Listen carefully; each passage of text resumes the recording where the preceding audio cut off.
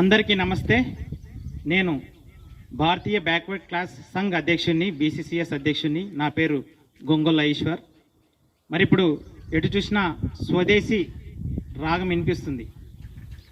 మరి US protectionist policy వల్ల Trump గారు టారిఫ్ పెంచితే టారిఫ్ దెబ్బకి మోడీ అబ్బా అని చెప్పేసి మరి స్వదేశీకి పిలుపునివ్వడం జరిగింది. ఏది ఏమైనా స్వదేశీ అనేది చాలా మంచిది. మరి స్వదేశీ అనేది మొదటగా పార్లమెంటులోనే మొదలవ్వాలి.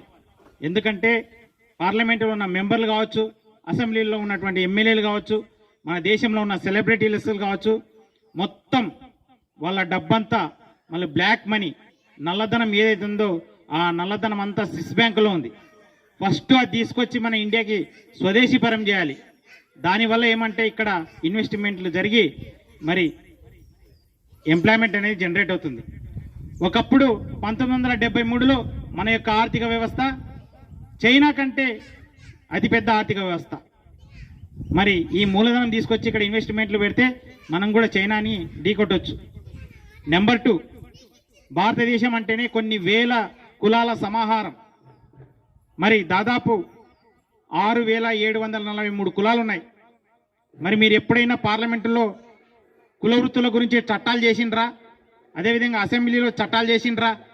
మీరు ఎప్పుడు చేయలేదు. దాదాపు స్వాతంత్రం వచ్చి 78 సంవత్సరాలు అవుతుంది. మరి ఈరోజు సాలల మగ్గం సడుగులు ఇరిగిపోయినాయి, పెద్ద బాడిష మొద్దుపోయింది, గొల్లా కుర్మాల కుండలు గొట్టలు మొత్తం రియల్ ఎస్టేట్ దారులు మొత్తం తొలిచేసిండ్రు. మరి మాకెట్లా ఉపాధి దొరుకుతుంది? కాబట్టి వీటన్నిటిని దృష్టిలో పెట్టుకొని మరి ప్రభుత్వాలు చట్టాలు చేసి స్వదేశీ పరం చేయాలని చెప్పేసి నేను భారతీయ సంఘం తరఫున డిమాండ్ చేస్తున్నాను. జై హింద్, జై భారత్.